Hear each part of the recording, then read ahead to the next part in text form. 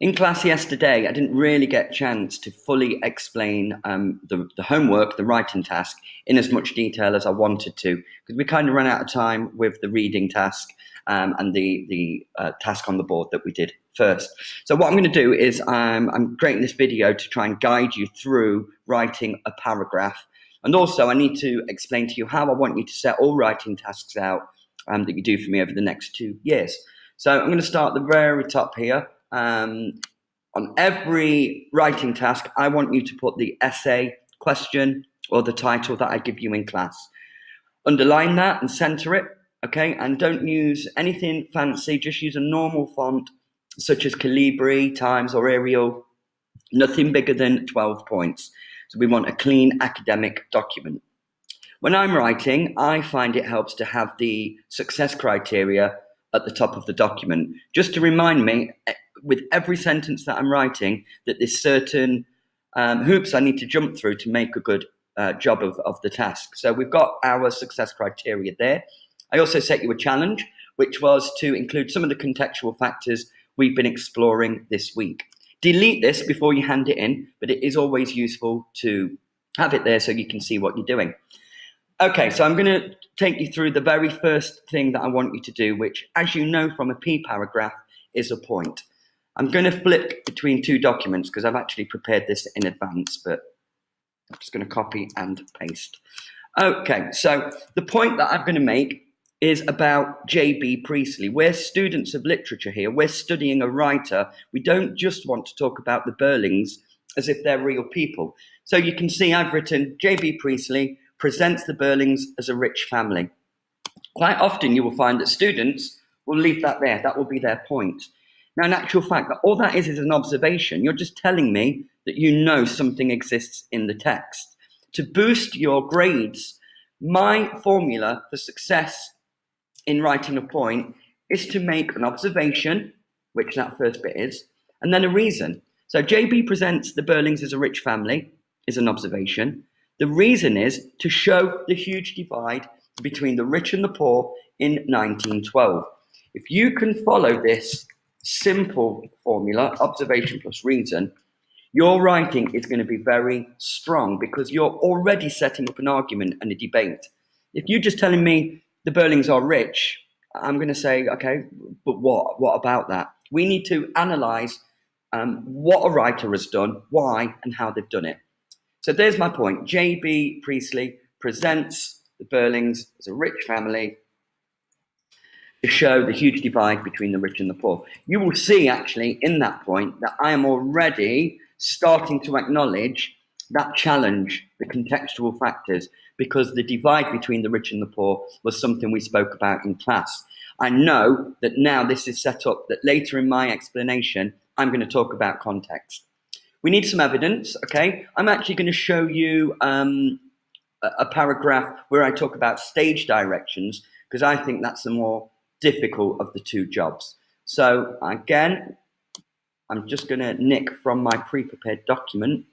And the bit that I thought best demonstrated that they were rich was the fact that in the stage directions, we've got a number of props in the opening scene. We've got champagne glasses, decanter of port, and cigarette boxes, okay? So I'm going to say a little something about this now, okay? So I'm going to say all of these items are associated with wealth and luxury. Now, again, trying to warn you of some pitfalls, what a lot of people will do, will stop there. They'll think that that's an explanation. That's a decent explanation. What I'll do is go on to my second paragraph. If you were to hand in 4 paragraphs of that quality, you're really going to struggle to get beyond a level 2, okay? Because all that is a simple observation. But I'm going to start with it. All of these items, let's get rid of that spelling mistake. All of these items are associated with wealth and luxury. What did I say next? Okay. This might tell us that there is a special family occasion taking place. And we know that's true because we read to the point where we knew Gerald was getting engaged to Sheila.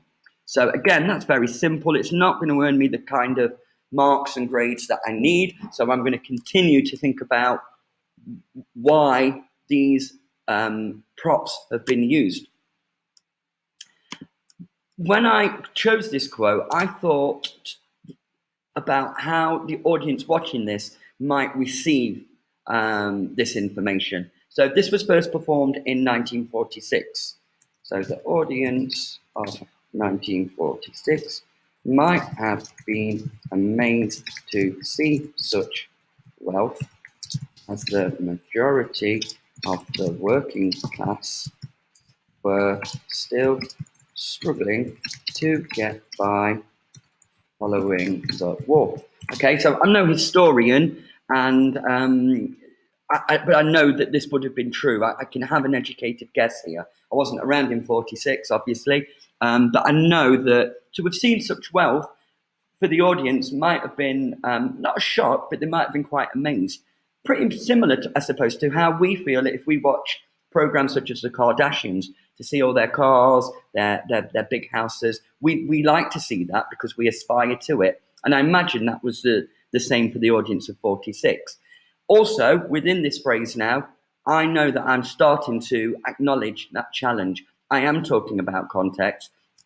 In terms of the 4 success criteria, I am now going beyond a simple observation. I'm saying much more than what is obvious.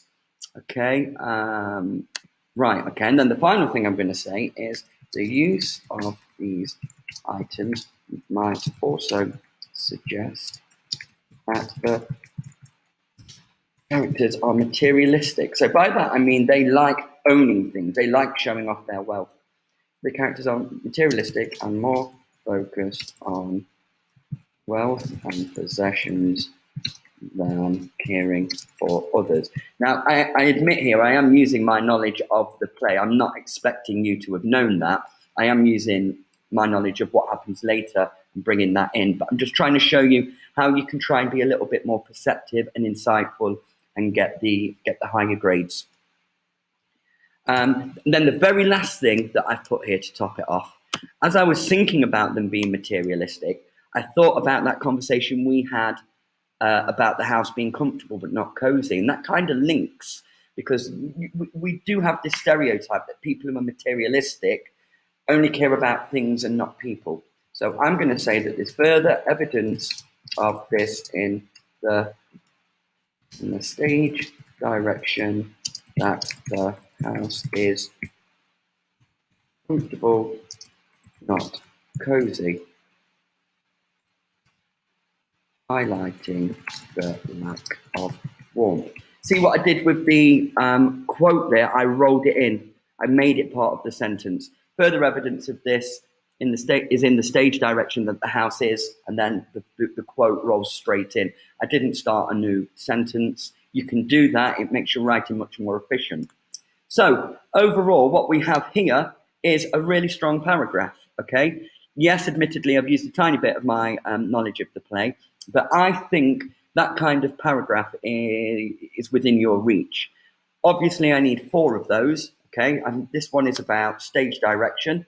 So if I was to go on and write the rest of this work, I would write 1 more about stage directions, 2 about character, and then what you have there is a really strong piece of work. You have access to this document, okay, and I'm going to add a few more notes in it once I finish this video, but I do hope that helps you with your homework and it helps clarify how to structure a decent paragraph, a decent point to help you get a good grade. Good luck.